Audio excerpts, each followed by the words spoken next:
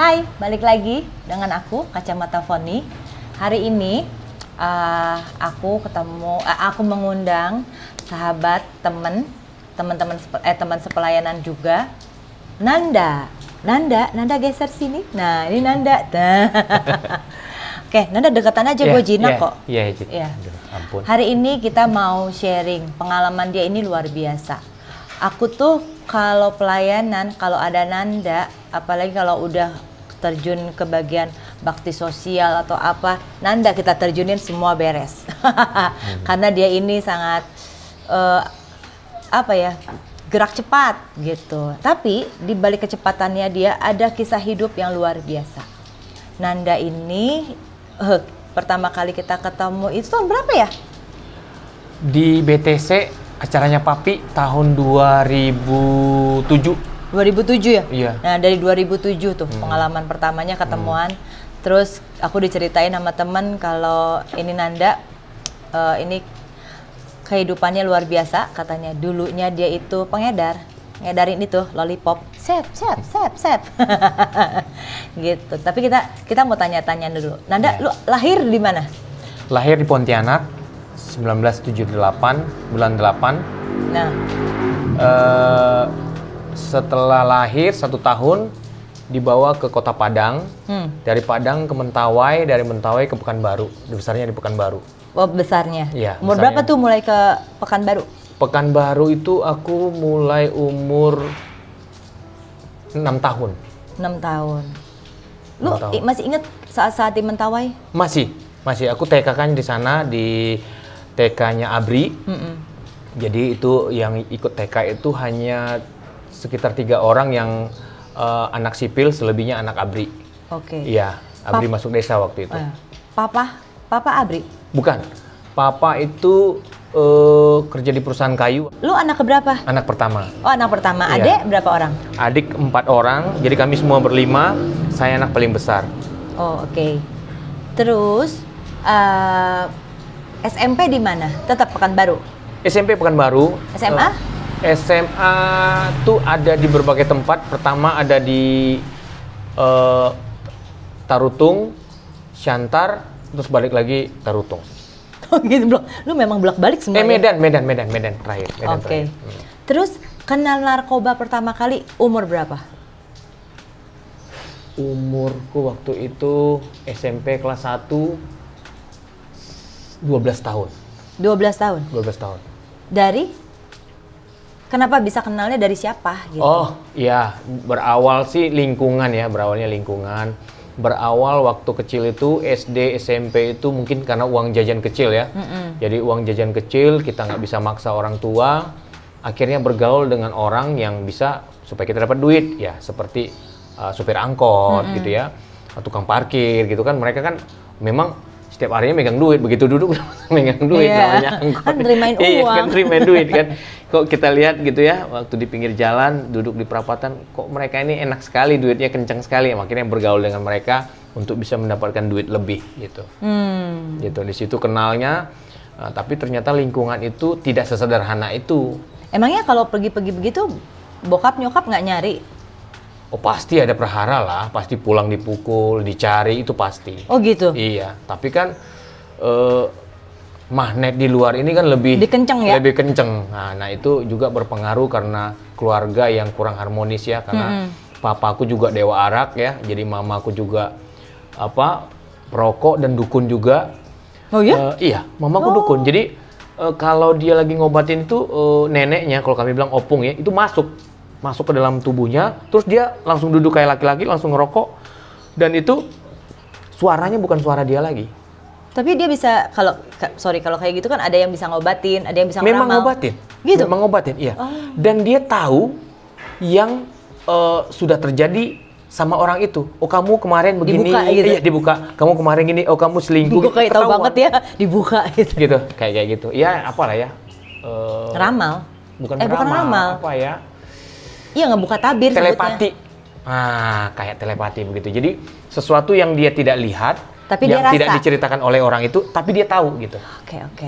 Contoh misalkan orang kan sebenarnya kalau sekarang tuh banyak yang ngomong mulut miring gitu kan, itu sebenarnya kan stroke kan.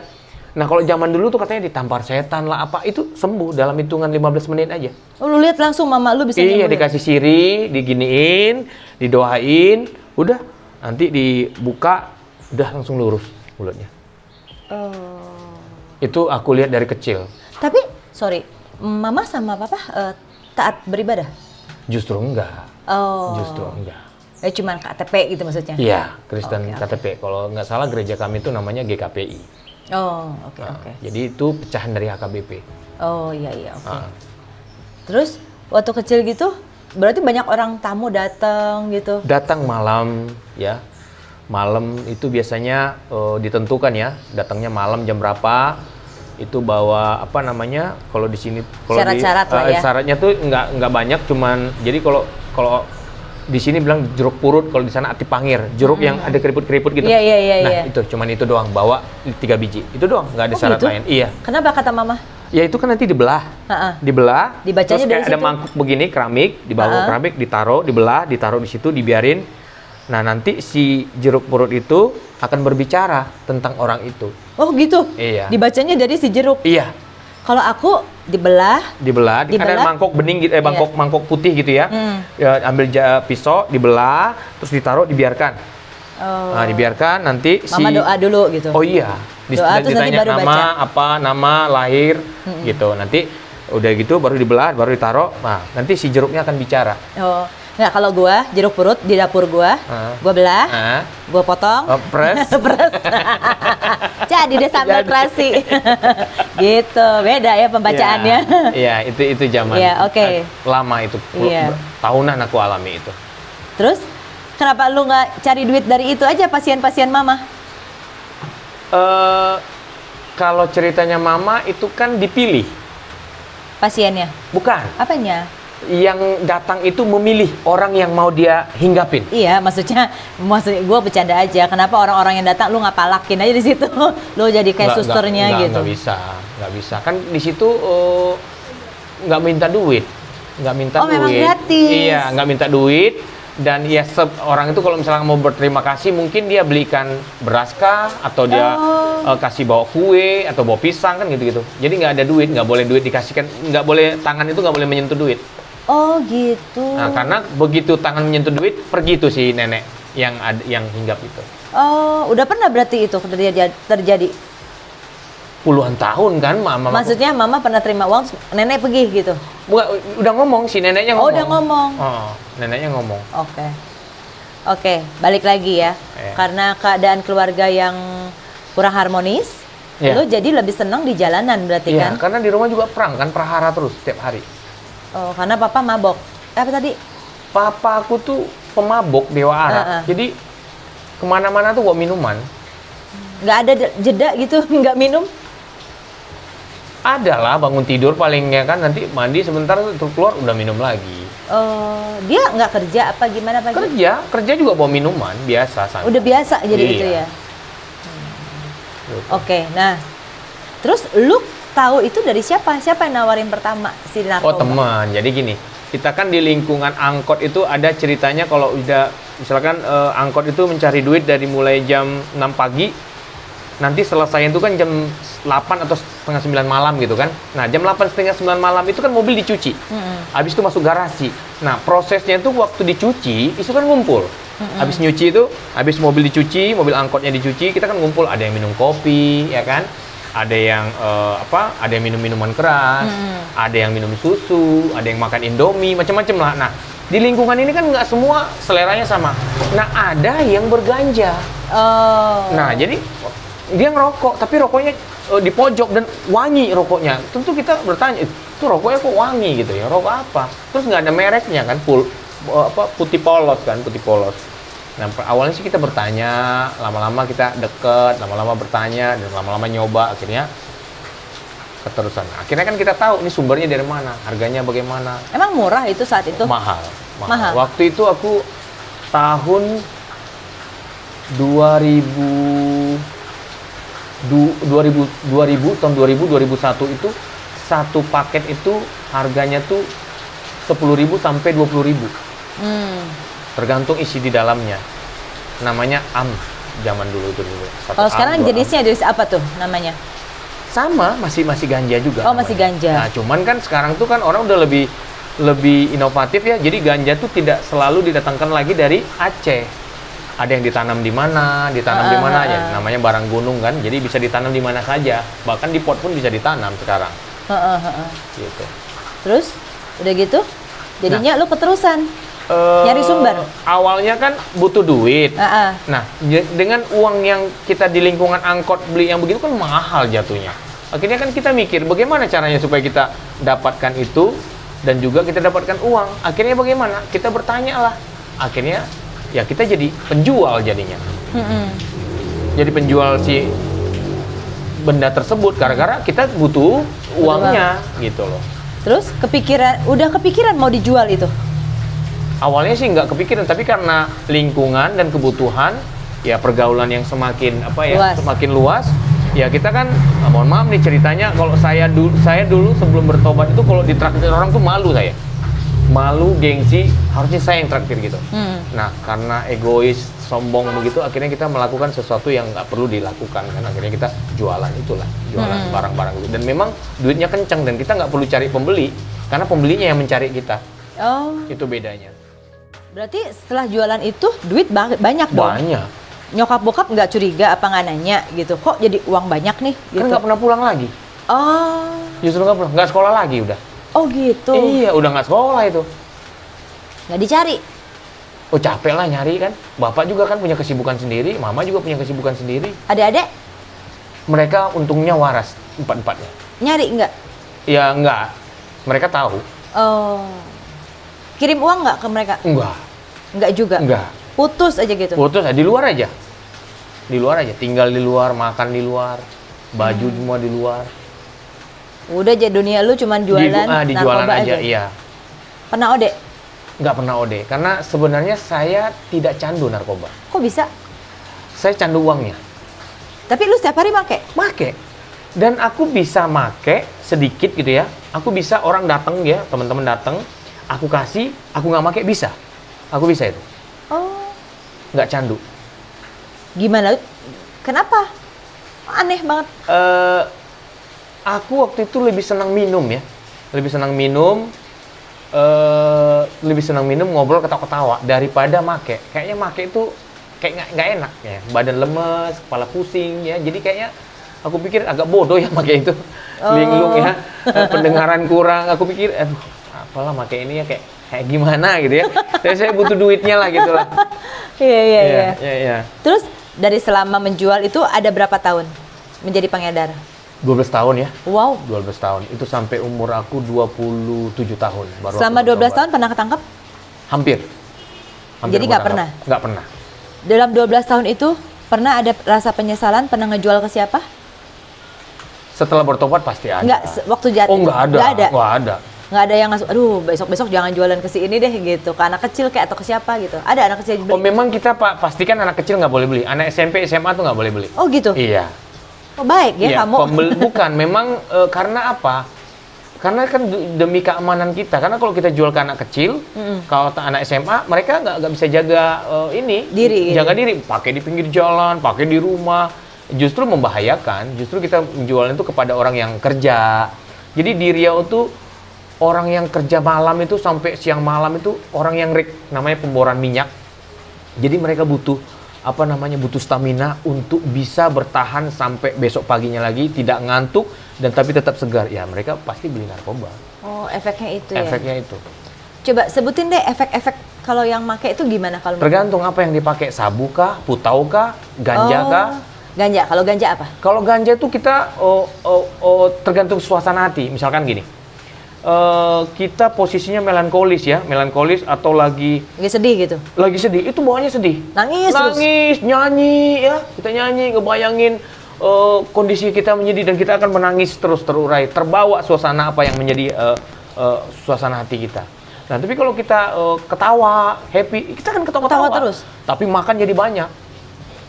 Makan jadi banyak, kita jadi ketawa. Katanya kalau mau kurus juga makan ganja, konsumsi ganja.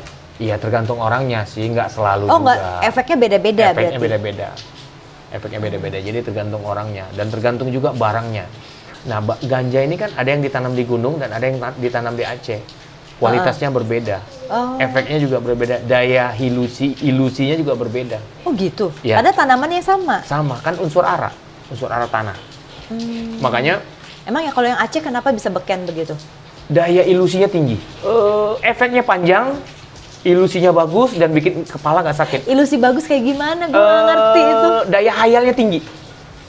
Makanya Kan banyak, kalau ngayal ya udah ngayal aja. bukan, jadi banyak ceritanya banyak musisi yang menggunakan itu untuk menciptakan lagu. Iya. Gue ngerti kalau ke musisi sih. Iya, jadi daya hayalnya tuh tinggi. Apalagi penulis, penyanyi, itu cocok pakai kayak gitu. Kata mereka. Tapi kan saya bukan Oh, lu nggak pernah nyoba itu? make. Jadi gini, jadi kan ganja itu kan seperti pohon.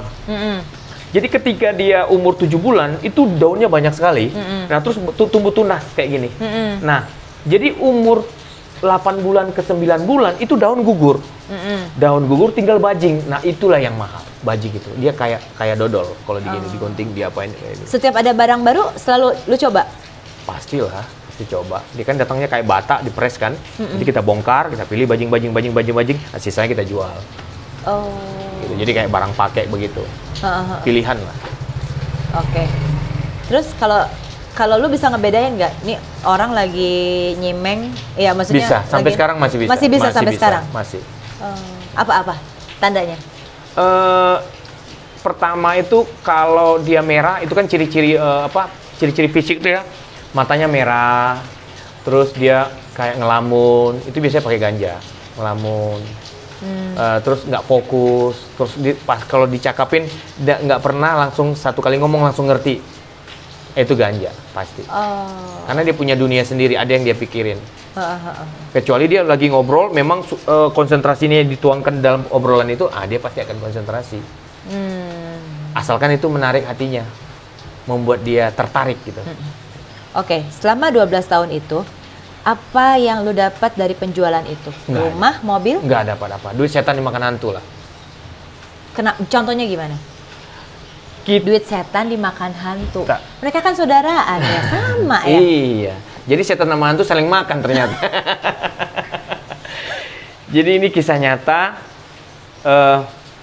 Kami itu semua ada 37 orang. Di bawah aku, kaki tangan. Perputaran satu malam itu 320 juta. Zaman itu? Perputaran uang. Zaman berapa tuh? 2003, 2004, 2005. Wow. Terus? Itu perputarannya itu 320 juta per malam. Sama modal ya, bukan untung, sama modal. Nah, jadi kalau kita pergi ke bar ataupun ke diskotik, itu kita mainnya tutup pintu. Jadi kalau kami datang 5 orang, itu pintu langsung ditutup. Udah nggak boleh orang lain masuk. Kenapa? Kita yang punya uang kan? Oh iya. Kita yang punya uang. Nah, tetapi nggak ada yang tinggal. Rumah nggak ada, baju cuman, ya baju tau lah, baju dipakai kan hancur. Kendaraan ganti-ganti. Nggak ada yang tinggal. Tidur di hotel, malah lebih nyaman. Kondisi waktu itu ya, detik-detik terakhir aku tahun 2005 mau bertobat itu, justru lebih nyenyak tidur di selokan daripada tidur di hotel. Kenapa? Karena ketika kita di selokan, polisi nggak mau nangkap kita. Oh.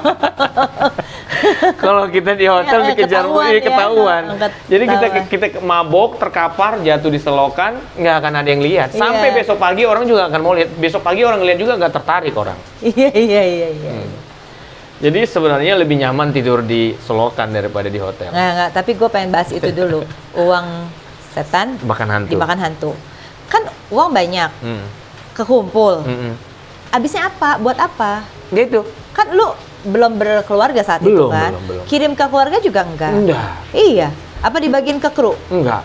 Ya, kru kan pasti punya. Jadi gini. Punya lagi kan? Punya bagiannya sendiri. Misalkan gini, dia jual sekilo, ya kan? Dia beli sekilo, dia bayar sekilo ke kita kan? Nanti kan dia jual. Nah, dia kan punya untung dari situ. Nah, ada tingkatan-tingkatannya kan? Ada tingkatan-tingkatannya yang 37 orang nih. Ini di bawah kita. Jadi kayak mata rantai. Nah, kita kan jadinya kan pemasok kan. Nah, ketika barang datang tuh langsung kita sebar, uang ditransfer, ya kita kan langsung dapat duit. Nah, uang kita juga kita transfer kepada pemasok lagi. Itu duitnya itu kayak datang dan habis gitu. Nggak tahu kemana. Ya kita ngumpul, duduk, minum, ke bar, sewa mobil. Karena kalau kayak kita punya kendaraan itu bunuh diri. Kenapa? Kalau kita punya kendaraan satu gitu ya, satu ya ketangkep. Ketahuan gitu. Iya. Ya. Jadi kita mainnya rental aja. Jadi hari ini motor B, besok motor A, besok motor C, hari ini mobil ini. Jadi main rental aja. Jadi nggak pernah punya kendaraan sendiri, tidur juga di kos-kosan, di penginapan. Jadi ya makanya pulang nggak jelas, kehidupannya hancur lah. Nggak ada yang disimpan. Tapi itu ya rata-rata ya dari yang semua rata-rata kesaksian. begitu. Begitu kan? Begitu semua rata-rata. Teman-teman pengedar juga Semua begitu. Nggak ada kepikiran gitu di tengah-tengah atau di mananya gitu. Gue nggak bisa nih gini terus. Kan hidup seperti mimpi. Nggak ada kepikiran gitu. Jadi bayangin lah, aku tidur itu dalam keadaan mabuk. Bangun tidur, ya, bangun nggak pernah lah dia di bawah jam 6 nggak pernah, pasti bangun jam 9 ke atas lah atau jam 12 bangun. Bangun tidur itu yang pertama dicari itu bukannya air putih, bukan cuci muka, malah nyari minum. Iya, Columbus kalau nggak ini, untung badan nggak rusak. Nyari cimeng, habis mandi.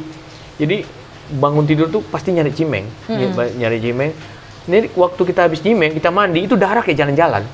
Darah kita tuh kayak jalan-jalan dia, kayak jalan-jalan. Jadi bius tuh kayak dimain-mainkan gitu. Nah, bius naik, ya kan? Terus minum susu dia turun.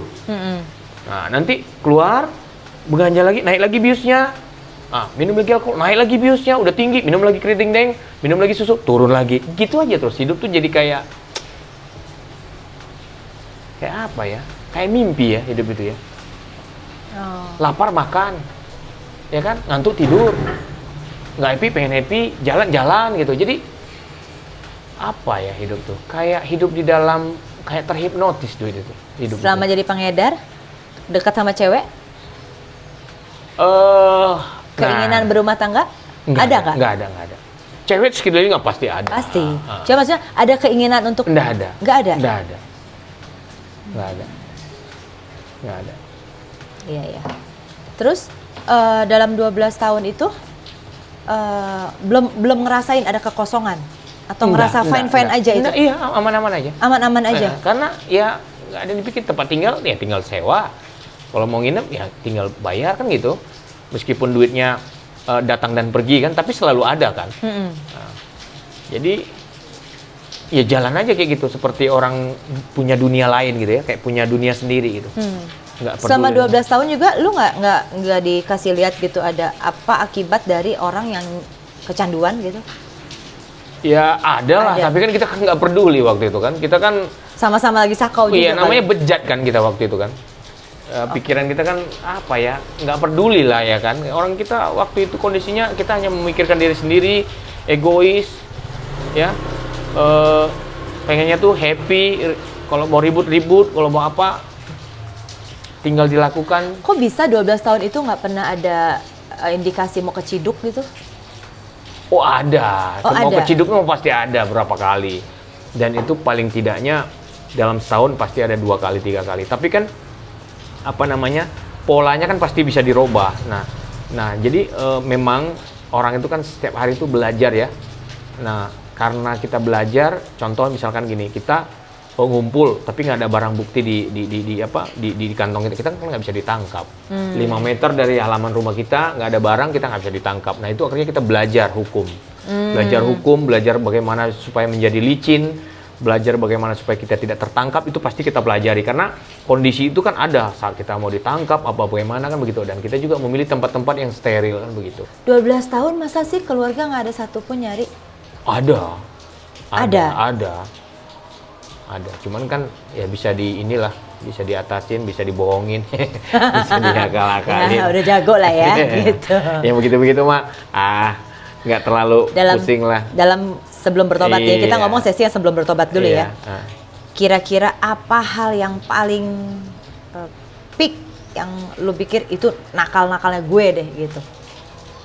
Apa itu? Mukulin orang ya, nyulik orang ya. Nyulik orang? Nyulik orang ya, itu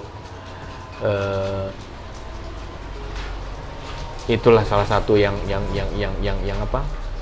Yang aku pikir itu terlalu kejam ya aku pikir. Karena ketika kita emosi, kita itu benar-benar tega dan benar-benar iblis banget ya.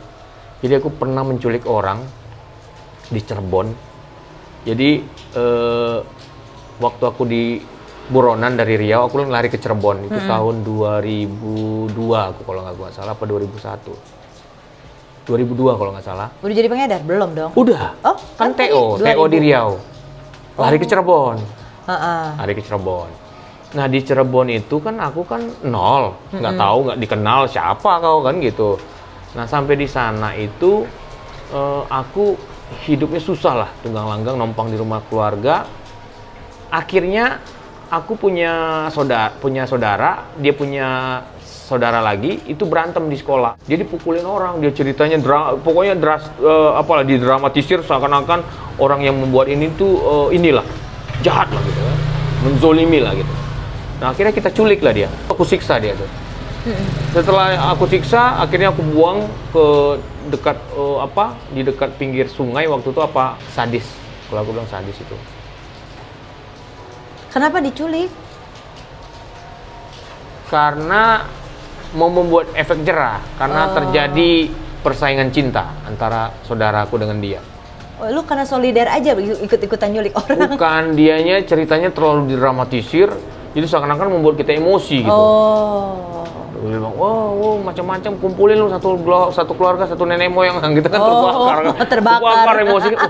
Ini siapa? Preman bang. Nah, itulah mulainya aku di sana. Itu tahun 2002 aku kalau nggak salah. Akhirnya aku memulai lagi karir di sana di Cirebon. Kumpul lah geng motor, derajat. Aku pikir aku kan nggak dipandang di sana.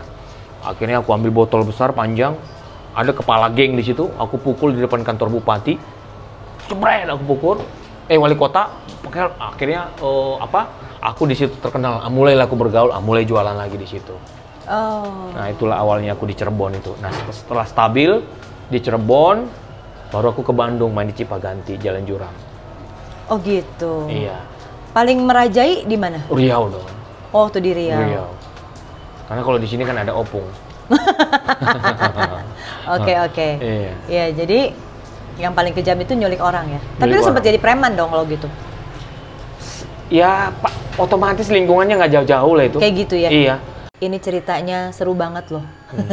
Dari tadi gue wow gitu. Iya. Oke, kita lanjut di part kedua. Ya.